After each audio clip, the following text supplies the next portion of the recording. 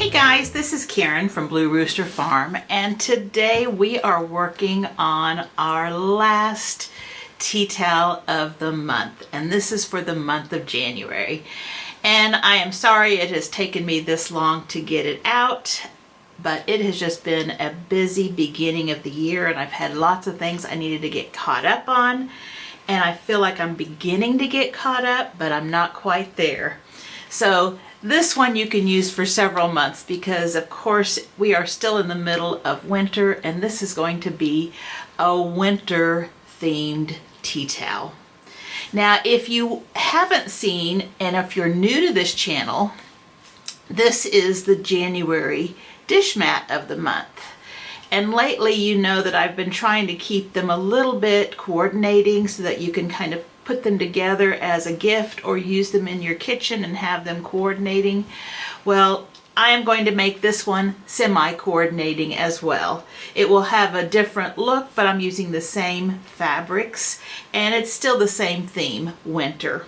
So this one is a free tutorial, free pattern, and I'll put a link to this video in the description box below.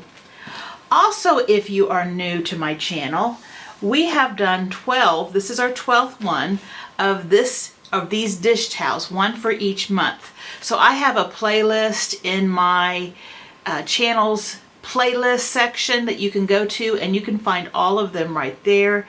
And most of them are applique, and if you enjoy doing that, you're going to have a lot of fun. If you're new to applique, don't be nervous about it. I walk you right through, and I've had lots of viewers who have said they really love doing it and they didn't think they would be able to do it, and they're glad that they tried. So go over there to my playlist and you will find a tea towel of the month for every month, and this one will be added to it right away too. So, and there's also a dish mat of the month. So if you like to do dish mats, and these are usually quilt as you go, these are a lot of fun, and they're just easy projects that you can just get done in a day.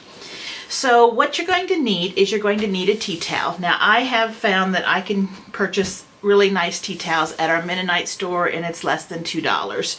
So I have one of those, and this one measures, it's not quite square, it's approximately 27.5 by, this one is about 28. I have had others that are like 27 by 28, so they're not always exactly the same size. Now you can get the cheap ones at Walmart in the towel section, and you can buy like 5 in a bundle for really an inexpensive price, or you can find in the sewing departments at Walmart, they do have a nicer one. Also, any quilt shops that you go to will have nice ones. I even have made my own tea towel. So if you look in, it's the canning jar one, and I think it was probably August or September, something like that, where we just took fabric and made our own tea towel. So that's perfectly fine too. So you don't even have to purchase this. But you know, if you're just using it to wipe your hands or wipe dishes with, go ahead and just purchase an inexpensive one. If you're wanting to gift it, you know, you might want to have a nicer quality. So you do need a tea towel or fabric and make one. And then you're going to need some kind of fusible bonding, which is something that will bond the fabric that you're cutting to the tea towel. And I have either used Wonder Under 805 or Heat and Bond, and this is the light. Be sure you get the light, and it's in the purple package, because if you get the heavier duty Heat and Bond, it will gum up your needle and it'll be very frustrating. It'll skip stitches and you won't be happy. So just the Heat and Bond light, and I think there's another one and it might be extra light, and that would be okay too. And I'm sure there's other adhesives that you could use, but these are just the two that I had on hand that I've been using. Then I'm going to be using the same fabric line that I used on my snowman dish mat, and that is the Crystal Lane by Bunny Hills Design. And I had a layer cake of that, and I really wanted to use it. And of course, I'm not going to be using a whole lot of it, and I didn't use hardly any of it here, so I'm still going to have lots of this fabric that I can do a runner or something with. So I'll just be keeping this in my stash, and hopefully we'll find something to make with it.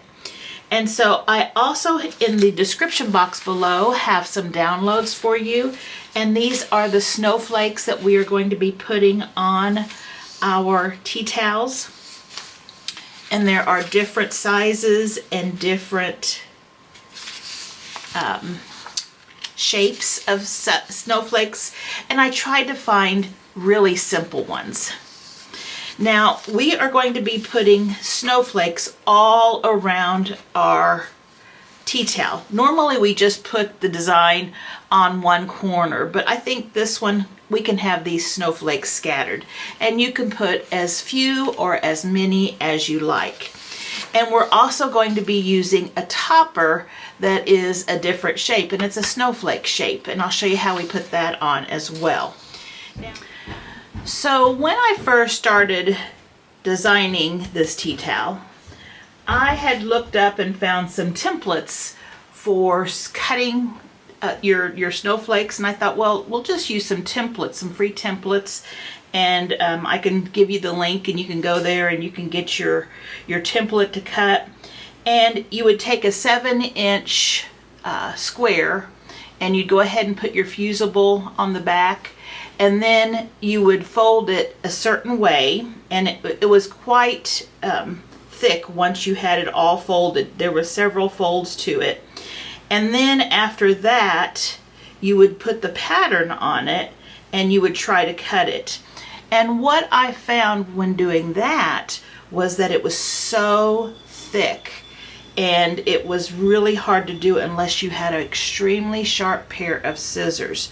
And I did have some really sharp ones, but I really don't want to ruin my scissors because it was through many, many layers.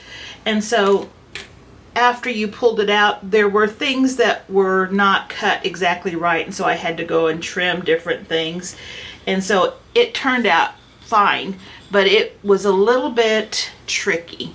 And I didn't want to make this really hard, especially if you have difficulty cutting really thick things, if you have arthritis or something, or if you just don't have the tools to cut really thick and hard to cut things.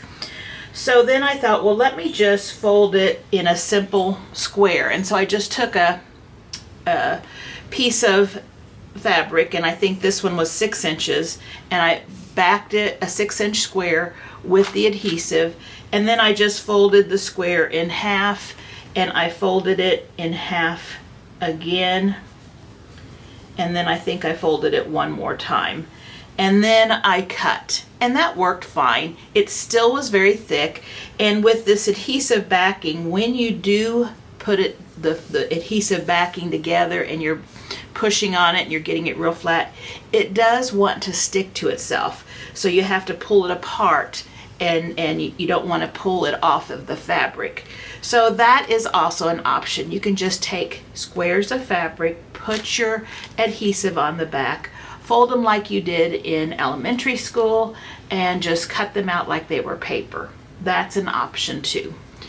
But I thought, well, I can also find some really basic shapes and let people that want to do it that way try that. So I've also got some basic shapes, and I have 4 that are fairly big, and then 5 here that are a little smaller, and then I have the one that's going to be our topper. And so you can make your snowflakes however you want, but if you want the templates, these are in the description box below.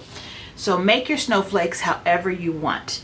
Just remember, I would keep it simple, because for every edge that you have, you are going to have to be going around and adhering that edge down with either hand sewing or your machine.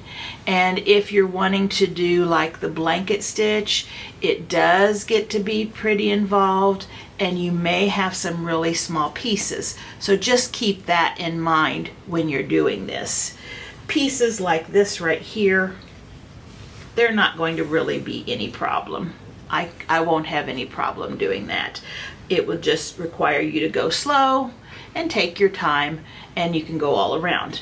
Now you can do a straight stitch, and if you do a straight stitch, you'll just go just a little way a ways from the edge, and you're going to get a little fraying, but I think that would look cute on these snowflakes. In fact, I originally thought, well, maybe I'll go farther back so that it'll be more fraying. So if you want to do that, that would be fine. But I think I'll just go ahead and stick to what I normally do, and that will be my blanket stitch on my sewing machine. But you can do a zigzag stitch, you can do a straight stitch, you can hand sew them as well. So that is kind of the overall overview of what we're going to do. So I'm just going to walk you through a snowflake, and that way, if you've never seen my videos before, you will know how to do this. So I'm just going to choose a fabric that I think would make a pretty snowflake, and I really like these light blues, they're really pretty. And I'm going to choose, let's see, I'm going to use these 3 that I already have. So those are large ones, so I'll probably end up putting another large one. So when I fold my tea towel, I'm going to be looking at each quadrant like this. Here is the top or the center of your quilt, so it opens up like this. And so what I'll do is I'll kind of treat each of these sections, and you can open it up too, as kind of filling those in. And so we're going to have a topper here, and then I might have a big snowflake on each of these corners, and then maybe a couple small ones. And of course I can scatter those larger ones in different areas of those quadrants as well. So just kind of using your imagination. So let's see how we use this paper. I'll go ahead and do a larger one, and let's see, I think I'll do, this one's a pretty basic one. So let's do that one. So the first thing I'm going to do is I'm just going to rough cut this snowflake out, and I'm cutting it, you know, pretty close to the lines just so that I don't have to waste too much fabric. Okay, and that will fit on my fabric. So this is, let's see how wide this is. Measured over here.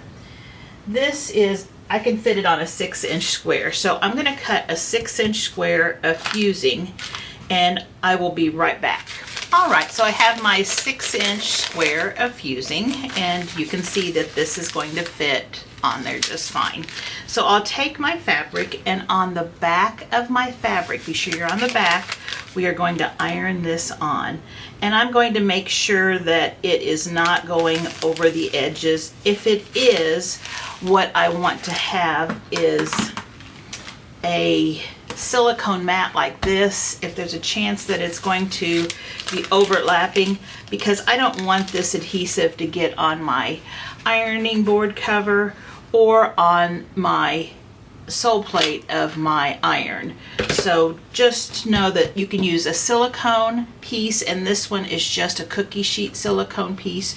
You can certainly buy the ones that are made for sewing, but I have found that they're the exact same thing. So I'm just laying that on there. The adhesive side is down, the paper side is up. It's on the back of the fabric. And then just following the instructions for whatever adhesive you are using. Put heat on there so that it is down. Okay. Then what I'm going to do is I am just going to take this and I am going to just adhere it to my paper. Now I can trace it. I could put this let me get a piece here. I can put one of these adhesive pieces on top, and I can go around and I can trace it, and then I can iron it to my fabric. But I don't want to do that. That takes too much time. So I can either pin this or I can use some glue, and I'm just going to use a little glue. And this, I can put it actually on this. And again, I'm just using scrap paper, so you're going to see lots of stuff on here. And I'm just putting adhesive or glue wherever that snowflake is. And it's okay if it gets on the other paper too. But there we have it. And I can even hit it with heat and help it stay down. And now I can cut this out. And so with sharp scissors, and I'll probably be using these, and I'll probably just be using my regular scissors as well, or maybe something more of this size, and I'm going to be cutting it out. Now if you wanted to, you could just put pins in it. So I could just put a pin here and a pin here, and that would be fine too, whatever you want to do. So let's go ahead and cut this out.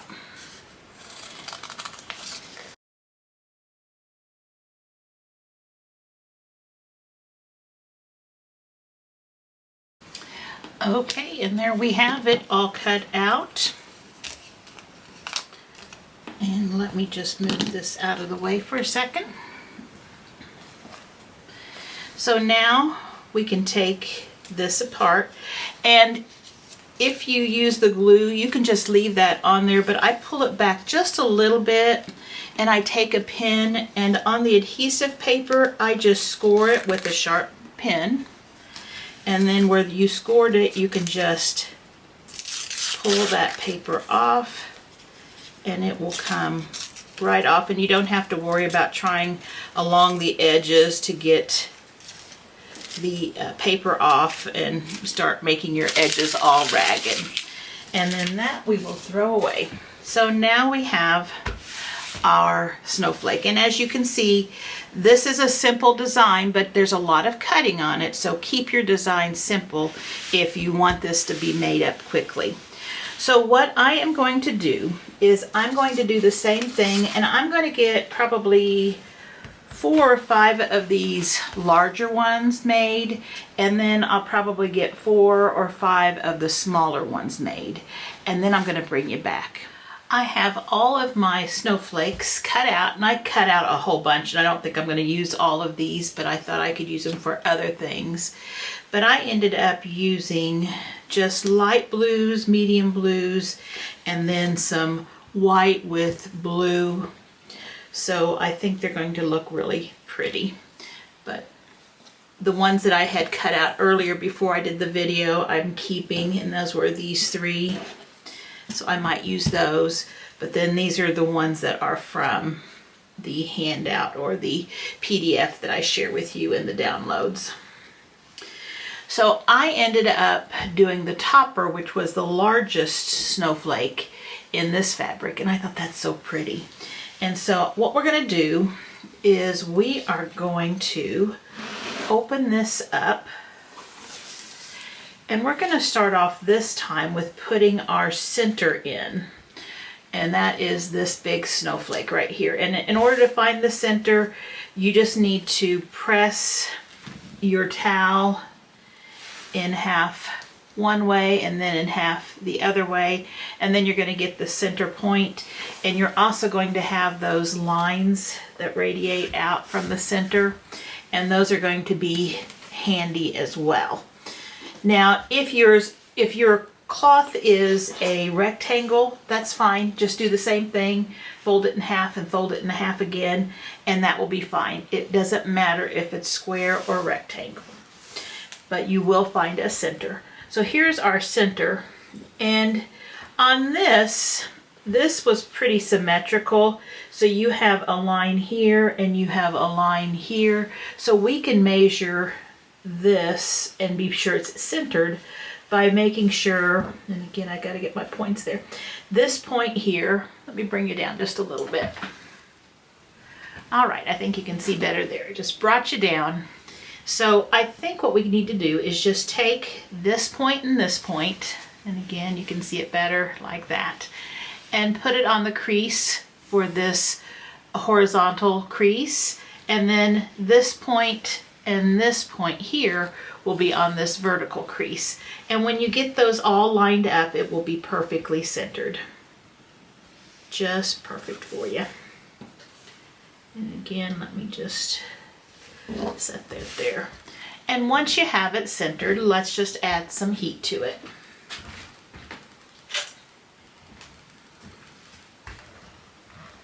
And again, according to your adhesive directions, I don't think any of them that I'm aware of use the steam. I think it's just the dry heat to attach, but there may be some that have steam. Okay, so we've got that down and it feels like it is secure. So that is our center.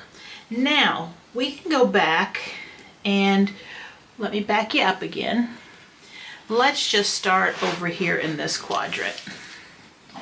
But we'll be keeping our eye on all four quadrants at the same time. So what I need to do is I just kind of need to get a layout of the snowflakes. And again, I'm thinking in order to keep it pretty balanced, that I'll put a larger and at least one smaller snowflake in each one and just kind of put them in different positions. So like this big one here, and maybe over here. This is the one I had from another one. That one there. And depending on the different, and I don't want to have it be exactly alike. You could have it exactly alike, but that's not my plan.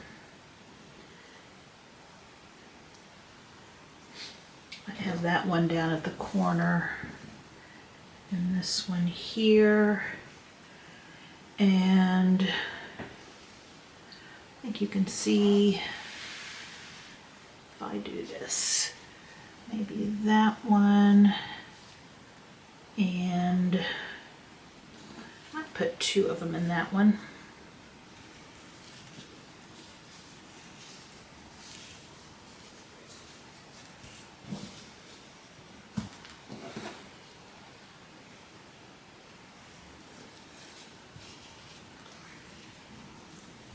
And of course you could go over this fold, but I'm not going to, because when we hang this, this is the part that's going to be showing, the part that's in this fold. So I'm going to go ahead and keep it like that. Let's see. And maybe one, two, three.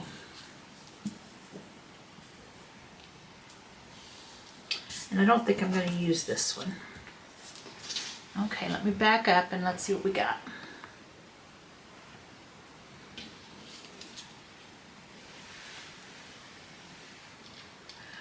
So like I said, I'm keeping this fold clean and this fold clean because it will crease better without these snowflakes being on those folds. And I'm just kind of looking to see if it looks balanced. And I think it does.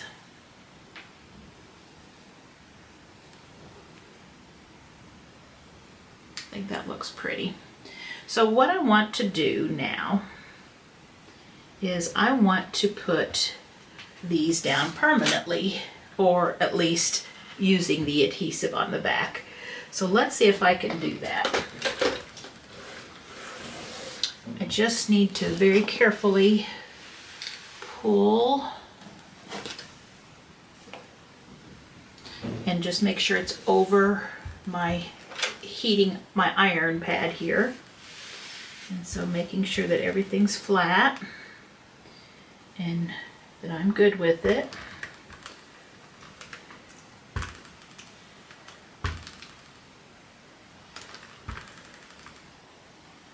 And you just want to make sure it's adhered well. I think I'm just going to scoop this ironing pad over for this one. Iron that one down.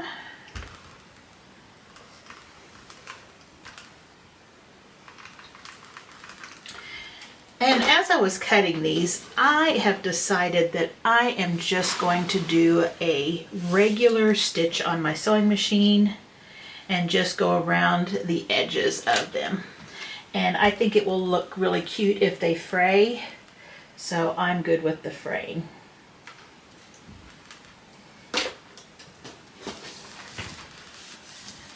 Before I get that one, I'm going to go this way.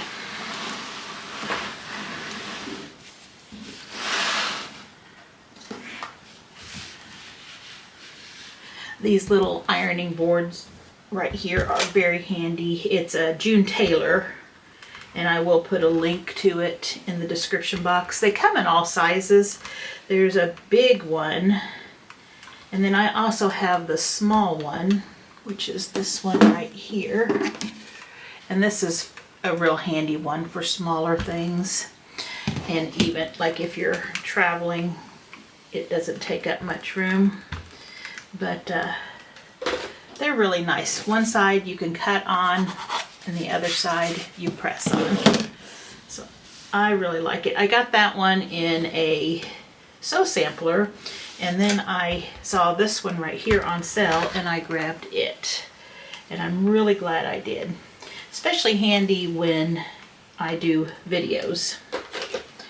I hate moving the camera because it's set up in a difficult spot, so it's so nice to be able to move whatever I need to over to underneath the camera.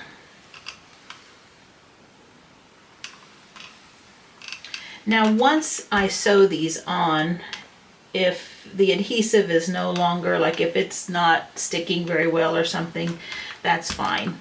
It's just needing to get that stitches in first. Now I do know that the Heat and Bond is a little heavier duty than the Wonder Under that I have on this. So usually that Heat and Bond holds down pretty well.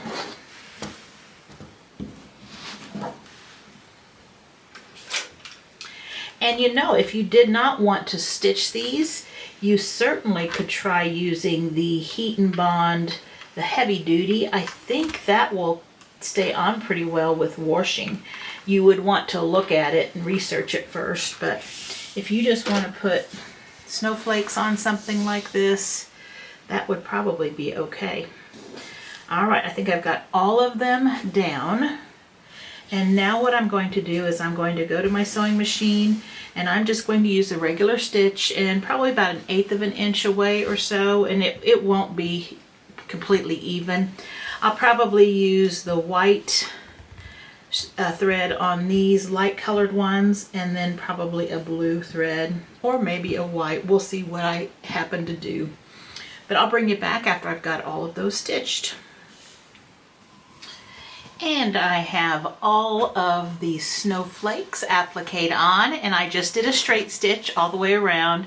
It's quite a bit of work, so you know, if you have, especially the small ones, so take your time, go slow, and they turn out really good. But I think they look really nice. And so that's what I have so far. Now we're going to put the center tie string right here, because when we hang it, we want to hang it so that it hangs like that. If you are new to my channel, you might not have seen how we've made them in the past. So what I've got here is a 2" by 24" piece of fabric. If you want your tie string a little longer, you can make it longer. It's up to you. I didn't have, since I was using 10" squares, you know, I did not have a piece that was long enough, but you could take 3 2" strips and sew them together, and you'd have about the right size. So if you took your 10" square and cut it 2 inches, 2 inches, 2 inches, so those 3 end, you would have a nice size strip. But I just decided to just look in my stash, and I just found this kind of a light colored blue. And since it's just going to be the tie string, and it's just going to be all tied together at the top, we're not really going to be noticing it. So the first thing I'm going to do is I'm just going to turn the ends in, about 1/2 of an inch or so. We just want to have the ends all finished off, no raw edges showing. So just press that down at the ends. And then we are going to fold this in half, and I'm just going to get some of those wrinkles out. So we'll just take this and we will fold it in half and give it a press.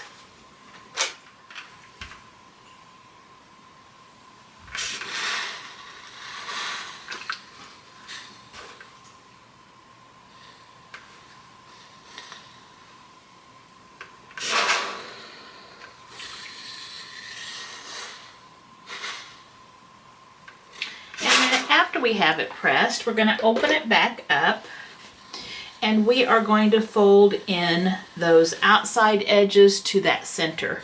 So you can do it both at the same time like this and press, but I tend to like just to do one side at a time and then come back and do the other.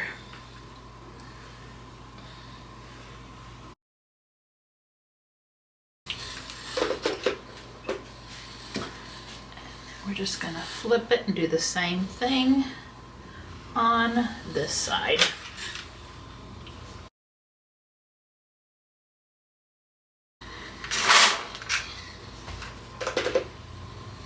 And then we can bring both of those two pieces to the center and then fold them over like that.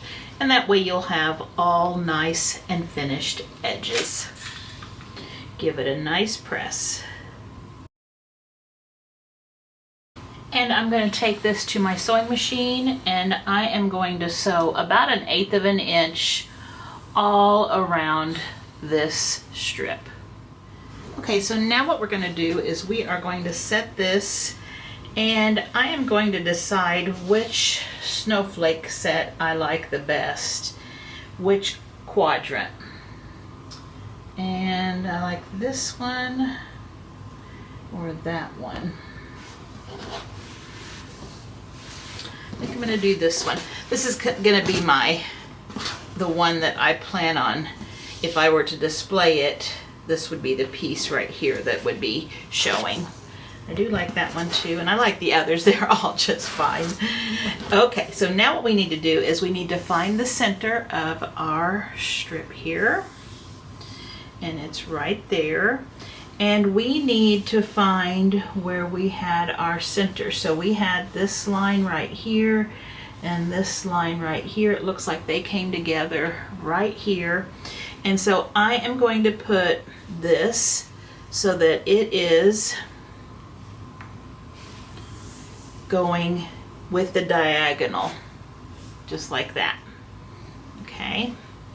And I'm going to make sure it's centered, and then I can put a pin on it. Then I'm going to go to my sewing machine, and I can just go across back and forth a couple times with a straight stitch, or I can do a zigzag stitch, which I think I will do. Just do a zigzag stitch across and go across twice, and that should be really secure. And there we have that on. And so when I lift it up and I lay it out, it's going to be showing this side right here. Now, of course, it will also be showing this back one as well. I can just do this.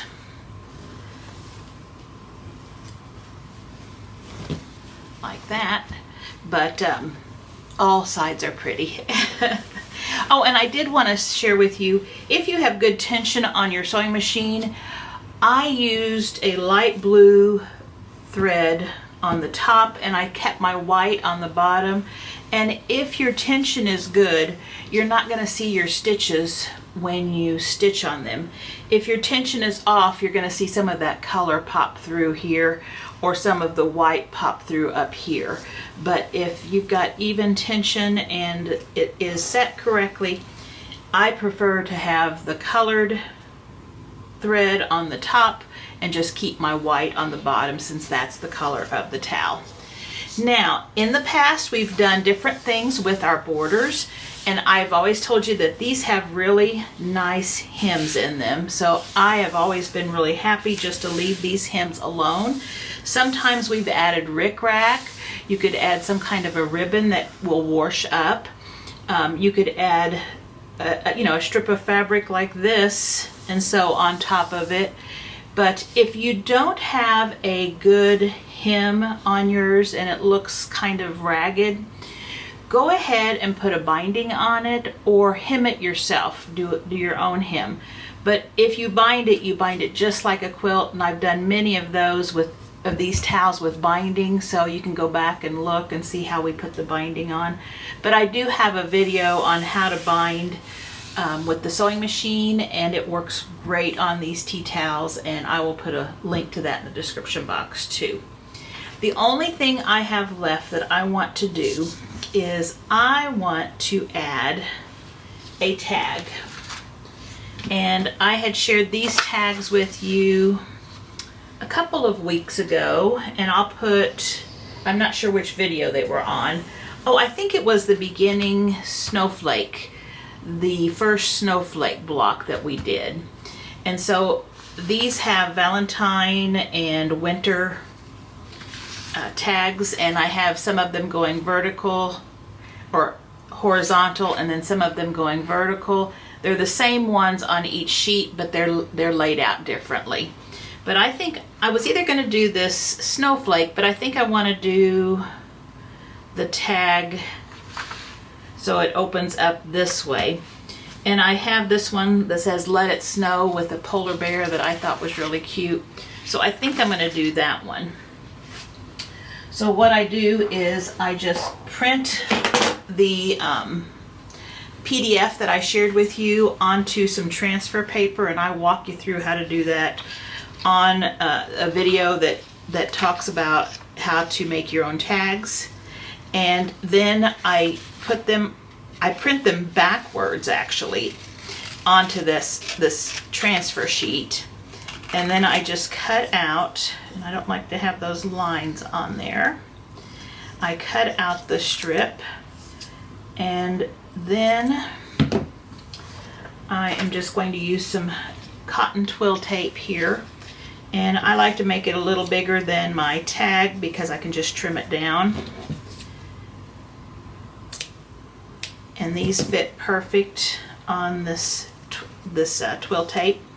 And I'm just going to center that right side together with it and put my hot iron on it, and then I'll bring you back and show you what it looks like, and we'll put that on here.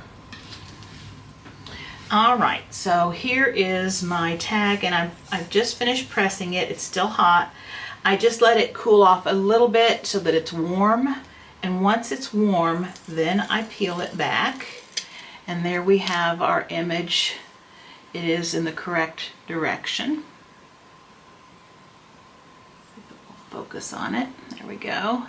And so I just fold it in half so that both of the images are evenly split there.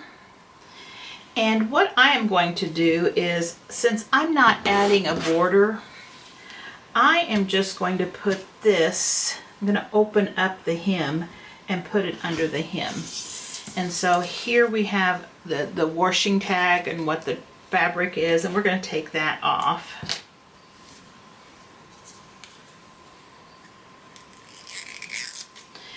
And then I'm going to take a seam ripper, and I think I want this to go the same side, but just a little farther down. And I'm just going to take out a couple of stitches. I think I'll bring you down just a little bit. And I'm just going to open it up. And there it is, wide enough to put the twill tape in. Now I can trim it to the right size. So I've got it like that, and it needs to be shorter. So now that I've got it folded the way I like it, I'm going to trim it down, and I'm going to set it. Let's see, I want this, I'm going to have it over here like this. That way it will be the right way. So I'm going to sew it down. I just stuck that into that hem, and I'm just going to go over with the top stitch right over where those stitches had been, and that will put it on. And then you can flip it back and forth and see. Now if you wanted the polar bear to be in front, I could put it here, but it's looks upside down, especially if you hung it by this piece right here. I would put it over here if I wanted that showing, but I'm perfectly fine with the words showing, so I'm just going to put it like that, just like that. And I'll bring it back when I get it on. And there we have our tea towel and our tag. Take a look, it's sewed on just perfectly. There it is. And I think it turned out great. When this is hanging, this will be hanging like this. Let me pull it over here and fix it.